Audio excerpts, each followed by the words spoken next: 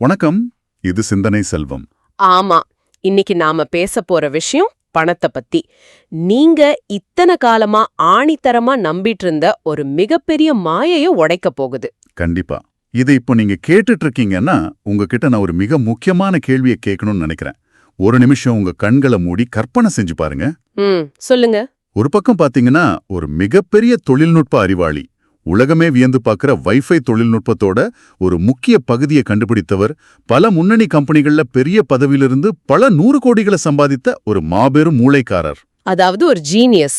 ஆமா, அவருக்கு கீழே நூத்துக்கணக்கான அறிவாளிகள் வேலை பார்த்தாங்க. ஆனா இன்னொரு பக்கம் பாத்தீங்கன்னா ஒரு சாதாரண துப்புரவு தொழிலாளி, வாழ்க்கையில எந்த பெரிய பட்டமும் இல்லாதவர், வாழ்நாள் முழுக்க ஒரு கேஸ் ஸ்டேஷன்லயும் கடைகள்லயும் அடிப்படை சம்பளத்துல தர துடைக்கிற வேலையை மட்டுமே ரொம்ப ரொம்ப சாதாரணமா பார்த்த ஒருத்தர். பார்வையில ரொம்ப சாதாரணமானவர், சொல்லப்போனா கவனிக்கப்படாதவர். கரெக்ட். இப்போ உங்களுக்கான கேள்வி இதுதான். இந்த 2 பேர்ல ஒருத்தர் தன்னுடைய வாழ்நாளின் இறுதியில சுமார் 65 கோடி ரூபாய்க்கு மேல சேமிப்போட பல அறக்கட்டளைகளுக்கு பணத்தை நன்கொடையா கொடுத்துட்டு ரொம்ப மரியாதையா இருந்து போனாரு. அட, 65 கோடியா? ஆமா. ஆனா மற்றவர் தன்கிட்ட அந்த பல கோடிகளை எல்லாம் இழந்து முற்றிலுமாக தீவாளாகி நடுத்தருவுக்கு வந்து நின்னாரு. இப்போ சொல்லுங்க, இதுல யாரு அந்த 65 கோடி ரூபாயோட கோடீஸ்வரரா இறந்தது? யாரு தன்னிடமிருந்து அனைத்தையும் இழந்து தீவாளானது? இது ஒரு அருமையான கேள்வி. ஆனா இதற்கான விடைய நாம உடனடியாக சொல்லப் போவதில்லை. ஏன் சஸ்பென்ஸா வைக்கலாமா? ஆமா, அது இப்போதே சொல்லிட்டா மனித மூளைக்கு இருக்கிற அந்த இயற்கையான தேடல் முடிஞ்சிடும். ஆனா இந்த கேள்விக்கான விடைக்குள்ளதான் உங்களோட மொத்த எதிர்கால நிதிநிலையையும் மாத்தக்கூடிய ஒரு மிகப்பெரிய உளவியல் ரகசியம் ஒளிஞ்சிருக்கு. ஓஹோ, அப்போ அது ஒரு சஸ்பென்ஸாகவே இருக்கட்டும். மூளையை கொஞ்சம் சிந்திக்க விடுவோம். அதுக்குள்ள நாம எல்லாரும் தினசரி வாழ்க்கையில எதிர்கொள்ற ஒரு மிகப்பெரிய பிரச்சனையை பத்தி பேசுவோம். கண்டிப்பா. நம்ம பொதுவா என்ன நினைக்கிறோம்? பணத்தை நிர்வகிக்கிறது, முதலீடு பண்றது, கோடீஸ்வரன் ஆகிறது, இதெல்லாம் இயற்பியல் அல்லது கணிதம் மாதிரியான ஒரு கடுமையான அறிவியல் அப்படின்னு நினைக்கிறோம் இல்லையா? ஆமா, நிறைய சிக்கலான ஃபார்முலா படிக்கணும், பங்குச்சந்தையோட ஏற்ற இறக்கங்களை கணிக்க தெரியணும், பெரிய காலேஜ்ல பொருளாதாரம் படிச்சிருக்கணும் அப்படின்னு நம்ம உறுதியா நம்புறோம். அதுதான் தப்பு. அதிக புத்திசாலித்தனமும் மிகப்பெரிய பட்டங்களும் இருந்தா மட்டுமே பணக்கார ஆக முடியும்னு நம்புறதுதான் நாம செய்யற மிகப்பெரிய தவறு. நேயர்களே, உங்களை பார்த்து நான் ஒரு விஷயத்த கேக்குறேன். நீங்க ஒவ்வொரு மாசமும் மிக கடினமா உழைக்கிறீங்க. ஆமா, ராப்பகலா உழைக்கிறாங்க. ஒருவேளை நீங்க நல்ல சம்பளமும் வாங்கலாம். ஆனா மாச கடைசியில அந்த பணம் எங்க போச்சுனே தெரியாம தவிக்கிறீங்களா? நிறைய பேரோட நிலைமை அதுதான். மத்தவங்கெல்லாம் கார் வீடுன்னு செட்டில் ஆகும்போது பணக்காரர் ஆகிறதுக்கு நமக்கு தெரியாத ஏதோ ரகசிய தந்திரம் இருக்கு, நமக்கெல்லாம் அந்த அதிர்ஷ்டமும் அதற்கான மூளையும் இல்ல அப்படின்னு நீங்க விரக்தி அடையலாம். நாமளும் அதே அளவு உழைக்கிறோம், எங்க தப்பு நடக்குதுன்னு பல இரவுகள் குழம்பி போயிருக்கலாம். ஆனா இங்க எனக்கு ஒரு மாற்று கருத்து இருக்கு. மக்கள் விரக்தி அடைகிறது தங்களுக்கு பங்குச்சந்தை தெரியல அப்படிங்கிறதுக்காக இல்ல, தங்களுக்கு போதுமான வருமானம் இல்லைன்னு நினைக்கிறதாலதான். அதாவது சம்பளம் பத்தலன்னு நினைக்கிறாங்க. ஆமா, இப்போ நான் மாசம் 50,000 சம்பாதிக்கிறேன், அதனால எனக்கு செலவு சரியா இருக்கு. நாளைக்கு நான் 1 லட்சம் சம்பாதிச்சா என்கிட்ட நிறைய பணம் சேர்ந்துரும் அப்படின்னு தானே லாஜிக்கா யோசிக்கிறாங்க. வருமானம் அதிகமானா பிரச்சனை தீர்ந்துரும் என்பதுதானே இயல்பான ஒரு கணிதம். அதுதான் ஒரு மிகப்பெரிய உளவியல் பொறி. நீங்க 50,000 சம்பாதிக்கும் போதும் உங்க வாழ்க்கை மூளை அதுக்கேத்த மாதிரி இருக்கு. அதுவே 1 லட்சம் சம்பாதிக்கும் போது உங்க மூளை தானாகவே உங்க தேவைகளை விரிவுபடுத்திக்குது. ஓ, லைஃப் ஸ்டைல் இன்ஃப்ளேஷன். எக்ஸாக்ட்லி. பெரிய வீடு, விலை உயர்ந்த கார், அடிக்கடி ஹோட்டலுக்கு போறதுன்னு செலவுகள் வருமானத்தை முந்தி செல்லுது. இதத்தான் பொருளாதாரத்துல பார்க்கின்சன் விதி அப்படின்னு சொல்வாங்க. பார்க்கின்சன் விதியா? ஆமா. வருமானம் அதிகரிக்கும் போது அதுக்கேற்ப செலவுகளும் தானாகவே விரிவடையும். அதனாலதான் பல லட்சம் சம்பாதிக்கிறவங்க கூட மாச கடைசியில கடன்ல நிக்கிறாங்க. இது நீங்க சொல்லும்போது எனக்கு ஒரு ஆச்சரியமான ஒப்பீடு தோணுது. ஒரு நிமிஷம் யோசிச்சு பாருங்க. ஒரு மருத்துவ கல்லூரிக்கே போகாத, பள்ளியை பாதியிலே விட்ட ஒரு நபரால் பல வருஷம் கடுமையா படிச்சு அனுபவம் பெற்ற ஒரு டாக்டரை விட சிறப்பா ஒரு இதய அறுவை சிகிச்சையை செய்ய முடியுமா? என்னங்க இப்படி கேட்டுட்டீங்க? அது சாத்தியமே இல்லாத ஒண்ணு. மருத்துவ கல்வி அப்படிங்கிறது ஒரு முறையான அறிவியல் பயிற்சி. மனித உடற்கூறியல், நரம்புகள், இதயம் எப்படி செயல்படுது என்பதெல்லாம் விதிகளுக்கு உட்பட்ட விஷயங்கள். ஆமா, சயின்ஸ் அது. கண்டிப்பா. அதை தெரிஞ்சுக்காம ஒருவரால அறுவை சிகிச்சையை செய்யவே முடியாது. ஒருவேளை முயற்சி செஞ்சா அது கொலையில தான் போய் முடியும். ஆனா நாம விவாதிக்கிற இந்த நிதி விஷயத்துல இது மிக சாதாரணமா நடக்குது. எந்த பள்ளிக்கே போகாத ஒருத்தர் மிகப்பெரிய பட்டங்களை பெற்ற ஒரு நிதி நிபுணரை விட அல்லது ஒரு பெரிய கார்ப்பரேட் நிறுவனத்தோட சிஇஓவை விட மிக அதிக சொத்துக்களை சேர்க்க முடியுது. உண்மைதான். ஒரு சிவில் இன்ஜினியரை விட சிறப்பா ஒரு சாதாரண மனிதரால பாலம் கட்ட முடியாது. ஆனா ஒரு பொருளாதார மேதையை விட ஒரு சாதாரண மனிதரால அதிக பணத்தை சேர்க்க முடியுது. இது எப்படி நடக்குது? அறிவியல் விதிகள் எல்லா இடத்துலயும் ஒரே மாதிரி தானே செயல்படணும். அங்கதான் நாம பணத்தை ஒரு அறிவியலா பாக்குற தப்ப செய்றோம். பணம் அப்படிங்கிறது இயற்பியலோ வேதியியலோ கிடையாது. பணம் என்பது மனித உணர்வுகளோட ஒரு வடிவம். உணர்வுகளோட வடிவமா? கொஞ்சம் விளக்கமா சொல்லுங்களேன். இப்போ ஒரு பந்து எவ்ளோ உயரத்துல இருந்து விழுது, எவ்ளோ வேகத்துல தரைய தொடும் அப்படிங்கறத ஈர்ப்பு விதியை கொண்டு துல்லியமாக கணிக்கலாம். ஏன்னா பந்துக்கு உணர்ச்சிகள் கிடையாது. ஆமா, பந்துக்கு கோபம் வராது. ஆனா பணத்தை நிர்வகிக்கிற மனிதனுக்கு கோபம், பயம், பேராசை, கர்வம், சமூகத்துல தன்னை காட்டிக்கொள்ளும் ஆசை என பல உணர்ச்சிகள் இருக்கு. அதனாலதான் நிதி மேலாண்மை என்பது ஒரு கடினமான அறிவியல் அல்ல, அது மனித உளவியலோடு தொடர்புடைய ஒரு சாஃப்ட் ஸ்கில். இது ஒரு மிகப்பெரிய திறப்பு. அப்படியானால் நாம ஆரம்பத்துல கேட்ட அந்த சஸ்பென்ஸை உடைக்க வேண்டிய நேரம் வந்துருச்சு. அந்த தொழில்நுட்ப அறிவாளி மற்றும் துப்புரவு தொழிலாளி, இவங்க 2 பேர்ல யாருக்கு என்னாச்சு? அந்த உண்மை இதுதான். அந்த வைஃபை தொழில்நுட்பத்தை கண்டுபிடித்த மாபெரும் மூளைக்காரர் தான் தன்கிட்ட இருந்த பல கோடிகளையெல்லாம் இழந்து திவாலாகி நடுத்தெருவுக்கு வந்தாரு. மை காட், நிஜமாவா? ஆமா, அந்த சாதாரண துப்புரவு தொழிலாளி ரொனால்டு ரீடு தான் 65 கோடி ரூபாயோட கோடீஸ்வரரா காலமானார். உண்மையாவே இது ஒரு படத்தோட கதை போல இருக்கு.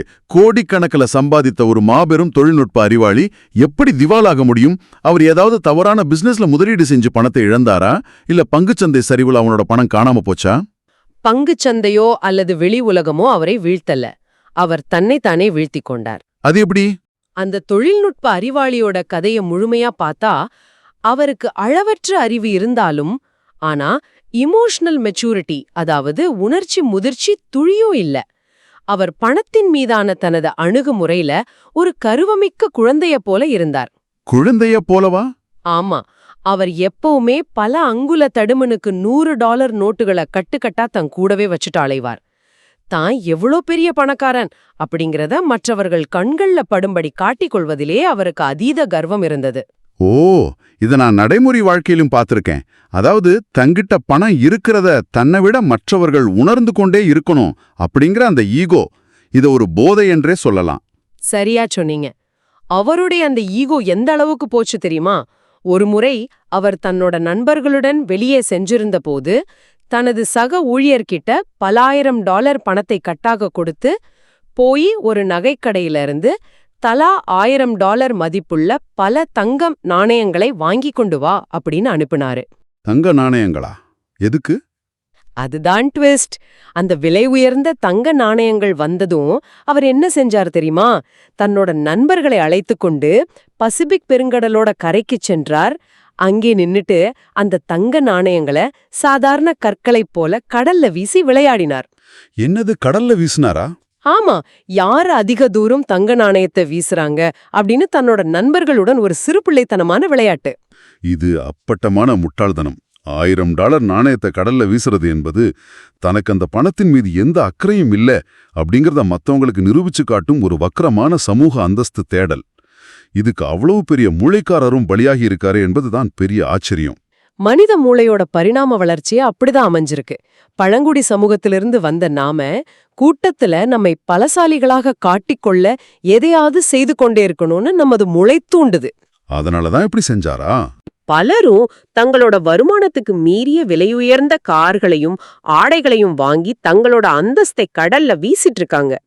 இந்த குழந்தைத்தனமான கர்வமிக்க பணப்பழக்கம்தான் அவரை முற்றிலுமாக திவாலாக்கி நடுத்தெருவுக்கு கொண்டு வந்தது. ரொம்ப வருத்தமான விஷயம். ஆனா மறுபுறம் அந்த துப்புரவு தொழிலாளியான ரொனால்ட் ரீட் எப்படி ஜெயிச்சாரு? அதுலதான் உண்மையான உளவியல் பாடம் இருக்கு. ரொனால்ட் ரீட் கதையில எனக்கு ஒரு சந்தேகம் இருக்கு. தரை துடைக்கிற வேலையில கிடைக்கிற மிக குறைவான சம்பளத்தை வச்சுட்டு ஒருத்தர் எப்படி 65 கோடி ரூபாய் சேர்க்க முடியும்? அவர் ஏதாவது லாட்டரி சீட்டு வாங்கினாரா? இல்ல அதிர்ஷ்டவசமா ஏதோ ஒரு நிலம் வாங்கி அது பல மடங்கு விலை உயர்ந்ததா? லாஜிக் படி பார்த்தா இது சாத்தியமே இல்லையே. எந்த லாட்டரியும் இல்ல, எந்த மேஜிக்கும் இல்ல. அவரு எந்த ஆடம்பரமும் இல்லாம மிகவும் எளிமையா வாழ்ந்தார். பழைய கோட்டுகளை தைத்து போட்டுக்கொண்டார். யார்கிட்டயும் பெருமை பேசல. ஆனா அவர் செய்த ஒரே ஒரு மிகப்பெரிய மேஜிக் காலமும் பொறுமையும். ஓ, பொறுமை. தன்னோட சின்னஞ்சிறு வருமானத்துல தான் சேமித்த பணத்தை தொடர்ந்து பல தசாப்தங்களாக தரமான நிறுவனங்களோட பங்குகள்ல முதலீடு செஞ்சாரு. அத தொந்தரவு செய்யாம அப்படியே விட்டுட்டாரு. அவர் இறந்தபோது அவருடைய வங்கி கணக்குல இருந்த 65 கோடி ரூபாய் அவருடைய அறிவால் உருவானது அல்ல, கூட்டு வட்டி அப்படிங்கிற அந்த பவர் ஆஃப் காம்பவுண்டிங் மந்திரத்தால் உருவானது. அப்படியானால் செல்வத்தை உருவாக்குவது என்பது நாம எவ்வளவு மூளையை பயன்படுத்துகிறோம் என்பதில் இல்லை, நாம எப்படிப்பட்ட பழக்க வழக்கங்களை கொண்டிருக்கிறோம் என்பதில்தான் இருக்கு. புத்திசாலித்தனத்தை விட சுயக்கட்டுப்பாடு தான் இங்கே மிகப்பெரிய மூலதனம். கரெக்ட். இந்த இடத்துல நீங்க கார் ஓட்டுறத ஒரு உதாரணமா எடுத்துக்கிட்டா நிலைமை ரொம்ப தெளிவா புரியும். எப்படி சொல்றீங்க?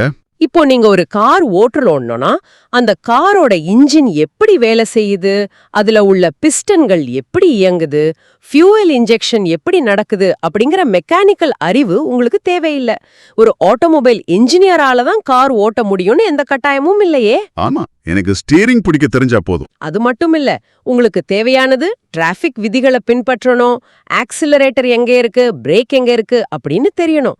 எல்லாவற்றுக்கும் மேலாக எந்த இடத்துல பிரேக் பிடிக்கணும் அப்படிங்கிற அந்த சுய கட்டுப்பாடு வேணும். ஓ, இந்த கார் உதாரணத்தை வச்சு பார்த்தா பொருளாதார தியரிகளும் பங்குச்சந்தை சூத்திரங்களும் காரோட மெக்கானிசம் மாதிரி. பிரேக் மற்றும் ஸ்டீரிங் என்பது நம்முடைய பழக்க வழக்கங்கள். ரொம்ப சரியா சொன்னீங்க. நீங்க லட்சமா சம்பாதிச்சாலும் அந்த பிரேக் உங்ககிட்ட இல்லைன்றா நீங்க ஒரு விலை உயர்ந்த ஸ்போர்ட்ஸ் காரை ஓட்டிட்டு போய் விபத்துல சிக்குவதற்கு சமம். அந்த தொழில்நுட்ப அறிவாளி ஒரு அதிவேக காரை பிரேக் இல்லாம ஓட்டி விபத்துல மாட்டிட்டாரு. ஆமா. ஆனா ரொனால்ட் ரீட் ஒரு சாதாரண காரை மிகச்சரியான கட்டுப்பாட்டோட ஓட்டிச் சென்று இலக்கை அடைந்திருக்காரு.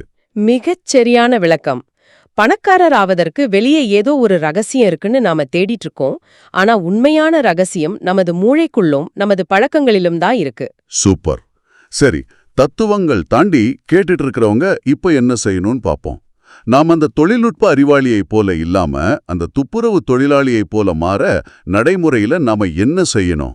நமது பணப்பழக்கங்களை மாத்த 3 மிக முக்கியமான விஷயங்களை நாம செய்ய வேண்டியிருக்கு. முதல் விஷயம் என்ன? எனக்கு தெரிஞ்சு நம்ம எல்லாரும் ஒவ்வொரு வருஷமும் ஜனவரி 1ஆம் தேதி இந்த வருஷம் நிறைய சேமிக்கணும் அப்படின்னு சபதம் எடுப்போம். ஆனா பிப்ரவரிக்குள்ள அது காணாம போயிடும். இந்த மனநிலையை எப்படி மாத்துறது? அதுதான் நாம செய்யற முதல் தவறு. நான் நினைச்சு சேமிப்பேன் அப்படின்னு மனித மனதை நம்புறது முட்டாள்தனம். ஏன்னா மனித மனம் எப்போதுமே உடனடி இன்பத்தை, அதாவது இன்ஸ்டன்ட் கிராட்டிஃபிகேஷனை நோக்கி செல்லக்கூடியது. ஆமா, உடனே செலவு பண்ண தோணும். அதனால முதல் தீர்வு தானியங்கி சேமிப்பு. ஒவ்வொரு மாசமும் சம்பளம் வந்த பிறகு செலவுகள் போக மீதம் இருக்கும் பணத்தை சேமிக்கலாம் அப்படின்னு நினைச்சா ஒருபோதும் சேமிக்க முடியாது. உங்க சம்பளம் வந்த உடனே ஒரு குறிப்பிட்ட தொகை உங்க சேமிப்புக்கும் முதலீட்டுக்கும் தானாகவே சென்றுவிடும்படி உங்க வங்கி கணக்குல ஆட்டோ டெபிட் அமைச்சுக்கோங்க. ஆனா இதுல ஒரு பயம் இருக்கே. திடீர்னு ஒரு அவசர செலவு வந்துட்டா பணத்தை இப்படி லாக் செஞ்சு வைப்பது ஆபத்து இல்லையா? இதனாலதான் பலரும் ஆட்டோ டெபிட் செய்ய தயங்குறாங்க. அது ஒரு தவறான பயம். அவசர கால நிதி என்பது வேறு, நீண்ட கால முதலீடு என்பது வேறு. உங்களுக்கு தேவையான அவசர நிதியை முதல்ல ஒரு வங்கி கணக்குல தனியா பாதுகாப்பா வைங்க. அதன் பிறகு ஒவ்வொரு மாசமும் முதலீட்டிற்கு செல்லும் பணத்தை ஆட்டோ டெபிட் செய்யுங்க. ஓ, ரெண்டையும் பிரிச்சிரணும். ஆமா, நீங்க உங்க கண்ணால பார்க்காத பணத்தை உங்களால செலவழிக்க முடியாது. சம்பளம் வந்த உடனே முதலீட்டுக்கு பணம் சென்று விட்டால் மீதமியக்கும் பணத்தை வச்சு உங்க மூளை தானாகவே அந்த மாச செலவுகளை சுருக்கி திட்டமிடத் தொடங்கிடும். இது மிகவும் சக்தி வாய்ந்த ஒரு உளவியல் தந்திரம். ஒத்துக்கிறேன். கண்ணுக்கு தெரியாத பணம் செலவாகாது என்பது ஆழமான உண்மை. ஆனா இப்போ நிலைமை வேறையாச்சு. பணமே கண்ணுக்கு தெரியறதில்ல, எல்லாமே டிஜிட்டல் ஆயிடுச்சு. எப்போ வேணும்னாலும் மொபைல் எடுத்து நம்ம செலவு செய்ய முடியுமே. இதை எப்படி தடுப்பது? இதுதான் நமது 2வது முக்கியமான புள்ளி. உங்க மொபைல்ல உள்ள ஷாப்பிங் ஆப்ஸ உடனடியாக அழிப்பது. ஆப்ஸ் அழிக்கணுமா? ஆமா, ஒரு காலத்துல நாம கடைக்கு சென்று பொருட்களை வாங்கணும், அதுக்கென்று நாம கிளம்பி செல்ல ஒரு உடல் உழைப்பு தேவைப்பட்டது. ஆனா இன்னைக்கு படுக்கையில படுத்துக்கிட்டே ஒரே கிளிக்ல தேவையற்ற பொருட்களை வாங்கிடுறோம். உங்க மொபைல்ல உள்ள ஷாப்பிங் ஆப்ஸ்கள் ஒரு வணிக நிறுவனம் அல்ல, அவை பல பில்லியன் டாலர் செலவு செய்து உருவாக்கப்பட்ட மூளைச்சலவை இயந்திரங்கள். செயலிகளை நீக்குவது கொஞ்சம் அதீதமான முடிவாக தெரியலையா? நமக்கு எப்போதாவது பொருட்கள் தேவைப்படும் போது அது பயன்படுமே. அங்கதான் நம்ம ஏமாறோம். அந்த செயலிகள் நோட்டிஃபிகேஷன் அப்படிங்கிற பேர்ல உங்க மூளைக்கு டோபமைன் அப்படிங்கிற ரசாயனத்தை ஏற்றி ஒரு போதையை உருவாக்குது. சலுகை, டிஸ்கவுண்ட் அப்படின்னு காட்டி உங்களை தூண்டிக்கொண்டே இருக்கும். ஆமா, சும்மா சொல்ல நோட்டிஃபிகேஷன் வரும். அந்த செயலிகளை நீக்குவதன் மூலம் நீங்க செலவு செய்வதற்கான ஒரு தடையை நீங்களே உருவாக்குறீங்க. உங்களுக்கு நிஜமாகவே ஒரு பொருள் தேவை என்றால் உங்க லேப்டாப்பிலோ அல்லது மொபைல் பிரவுசரிலோ பாஸ்வேர்ட் போட்டு உள்ளே சென்று வாங்கிக்கலாம். ஓ, ஒரு சின்ன ஃப்ரிக்ஷன் உருவாக்குறோம். எக்ஸாக்ட்லி. இப்படி ஒரு சின்ன தடையை உருவாக்கும் போது உங்க மூளைக்கு இது நிஜமாவே தேவைதானா அப்படின்னு யோசிக்க ஒரு சில நொடிகள் அவகாசம் கிடைக்குது. பல நேரங்கள்ல அந்த சில நொடிகள்ல உங்க ஆசை அடங்கிடும். நாம நமக்கான வேகத்தடைகளை நாமே உருவாக்கிக் கொள்கிறோம் அப்படின்னு சொல்றீங்க. அருமையான சிந்தனை. சரி, ஒருவேளை அந்த பொருள் எனக்கு ரொம்ப பிடிச்சிருச்சு, அதை நான் வாங்கியே தீர வேண்டும் அப்படின்னு என் மூளை பிடிவாதம் பிடித்தால் என்ன செய்யறது? அதற்கானதுதான் 3வது மற்றும் மிக முக்கியமான விதி, 3 நாள் காத்திருப்பு விதி. அதாவது 3 டே ரூல். 3 டே ரூல் அப்படின்னா? நாம பல நேரங்கள்ல உணர்ச்சி வசப்பட்டு பொருட்களை வாங்குவோம். யார்கிட்டயோ ஒரு புது கேஜெட்டை பார்ப்போம், இன்ஸ்டாகிராம்ல ஒரு அழகான உடைய பார்ப்போம். உடனே நமக்கும் அது வேணும் என்று தோன்றும். அதனால உங்களுக்கென்று ஒரு தனிப்பட்ட விதியை வச்சுக்கோங்க. சுமார் 4000 ரூபாய்க்கு மேல ஏதேனும் ஒரு பொருளை வாங்க வேண்டும் என்று நீங்க நினைத்தால் உடனடியாக அதை வாங்காதீங்க. அப்புறம் என்ன பண்ணணும்? அந்த பொருளை ஆன்லைன் கார்ட்ல போட்டுட்டு ஒரு 3 நாட்கள் காத்திருங்க. இதுல எனக்கு ஒரு முரண்பாடு தோணுது. ஆன்லைன்ல ஃபிளாஷ் சேல் போடுறாங்க, இன்னும் 2 மணி நேரத்தில் சலுகை முடிகிறது அப்படின்னு கவுண்டவுன் ஓடிட்டு இருக்கும். நான் 3 நாட்கள் காத்திருந்தா அந்த சலுகையை இழக்க வேண்டியிருக்குமே. இதனால எனக்கு நஷ்டம் தானே? இது ஒரு அருமையான கேள்வி. ஆனா அந்த ஃபிளாஷ் சேல் என்பதே செயற்கையாக உருவாக்கப்பட்ட ஒரு தட்டுப்பாடு. அதாவது ஆர்டிஃபிஷியல் ஸ்கேர்சிட்டி. ஓ, வேணும்னே பண்றாங்களா? தொடங்கும் முன் உங்களோட உணர்ச்சி பூர்வமான மூளையை தூண்டி நீங்க எதையாவது மிஸ் பண்ணிடுவீங்களோ அப்படிங்கிற ஒரு பயத்தை உருவாக்கி உங்களை வாங்க வைக்கும் தந்திரம் தான் அது. அந்த 3 நாட்கள் நீங்க காத்திருக்கும் போது உங்க மூளை உணர்ச்சி பூர்வமான நிலையிலிருந்து தர்க்க ரீதியான நிலைக்கு மாறிடும். ஆஹா, சூப்பர். முதல் நாள் அந்த பொருளை வாங்க தூண்டியது உங்க ஆசை. 3 நாட்கள் கழிச்சு நீங்களே யோசிப்பீங்க, இது நிஜமாவே எனக்கு தேவையா, இது இல்லாம என்னால வாழ முடியாதா அப்படின்னு. கண்டிப்பா தோணும். பெரும்பாலான நேரங்கள்ல அந்த 3 நாட்களுக்கு பிறகு அந்த பொருளை வாங்கும் ஆசை உங்களுக்கு போயிடும். அந்த சலுகையை இழப்பது உங்களுக்கு நஷ்டம் அல்ல. தேவையற்ற ஒரு பொருளை வாங்காம இருப்பது உங்க பணத்தை காப்பாற்றும் மாபெரும் லாபம். உணர்ச்சிக்கும் அறிவுக்கும் இடையிலான அந்த இடைவெளிதான் நம்முடைய பணத்தை காப்பாற்றும் அரண் அப்படின்னு மிக அழகாக விளக்கிட்டீங்க. இதை இன்னைக்கு முதலிய எல்லாரும் முயற்சி செய்து பார்க்கலாம். இந்த 3 நாள் விதி ஒரு அற்புதமான ஃபில்டர். நிச்சயம். நம்ம ஒட்டுமொத்தமாக புரிந்து கொள்ள வேண்டியது ஒன்னே ஒன்றுதான். பணம் என்பது ஒரு நம்பர் கேம் கிடையாது. அது முழுவதும் ஒரு மைண்ட் கேம்.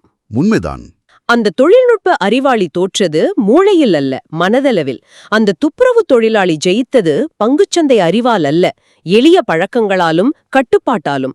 இதை உணர்ந்து கொண்டால் யார் வேண்டுமானாலும் தங்கள் நிதிநிலையில் மிகப்பெரிய மாற்றத்தை கொண்டு வர முடியும். உங்க வருமானம் எவ்வளவு என்பது முக்கியமல்ல, உங்க செலவை கட்டுப்படுத்தும் மனநிலை உங்களுக்கு இருக்கிறதா என்பதே உங்களின் உண்மையான சொத்து. இந்த உரையாடல் பணத்தை பற்றிய ஒரு புதிய பரிமாணத்தை நிச்சயமாக திறந்திருக்கு. இதை கேட்டுக்கொண்டிருக்கும் நீங்க அந்த தொழில்நுட்ப அறிவாளியைப் போல தங்க நாணயங்களை கடல்ல வீசல அப்படின்னு நினைக்கலாம். அவர் முட்டாள் என்று உங்களுக்கு போனலாம். ஆனா சற்று ஆழமாக நேர்மையாக சிந்தித்து பாருங்க. நீங்க ஆசையாக பணம் கட்டிவிட்டு பயன்படுத்தாத அந்த ஜிம் மெம்பர்ஷிப்புகள், நீங்க பார்க்கவே பார்க்காத ஓடிடி சப்ஸ்கிரிப்ஷன்கள், மற்றவர்கள் மத்தியில உங்க அந்தஸ்தை காட்டுவதற்காக கடனில் வாங்கிய விலையுயர்ந்த ஆடைகள், ஒரே ஒரு முறை மட்டும் பயன்படுத்திய கேட்ஜெட்டுகள், இவையெல்லாம் நீங்க கடல்ல வீசிட்டு இருக்கிற தங்க நாணயங்கள் தான். ரொம்ப அழுத்தமான உண்மை இது. ஒவ்வொரு மாசமும் நீங்க எந்தெந்த வழிகளில் உங்க பணத்தை இப்படி துளி துளியாக ஆனால் வீணாக கடல்ல வீசிக்கொண்டிருக்கிறீர்கள் என்று இன்று சற்று அமைதியாக உட்கார்ந்து சிந்தித்து பாருங்க. அந்த சின்ன சின்ன ஓட்டைகளை அடைத்தாலே உங்களாலும் அந்த சாதாரண தொழிலாளியைப் போல ஒரு மாபெரும் நிதி சாம்ராஜ்யத்தை அமைதியாக ஆரவாரம் இல்லாமல் உருவாக்க முடியும். கண்டிப்பா முடியும். இந்த வீடியோ உங்களுக்கு ஒரு சிந்தனையை கொடுத்திருந்தால் அடுத்த வீடியோவில் உங்கள் வாழ்க்கையை தடுக்கிற இன்னொரு மறைந்த உண்மையை பார்க்க போகிறோம். அதை தவறவிடாதீர்கள். சிந்தனை செல்வம் சப்ஸ்கிரைப் பண்ணுங்க. நாம் மீண்டும் சந்திப்போம் ஒரு புதிய சிந்தனையுடன்.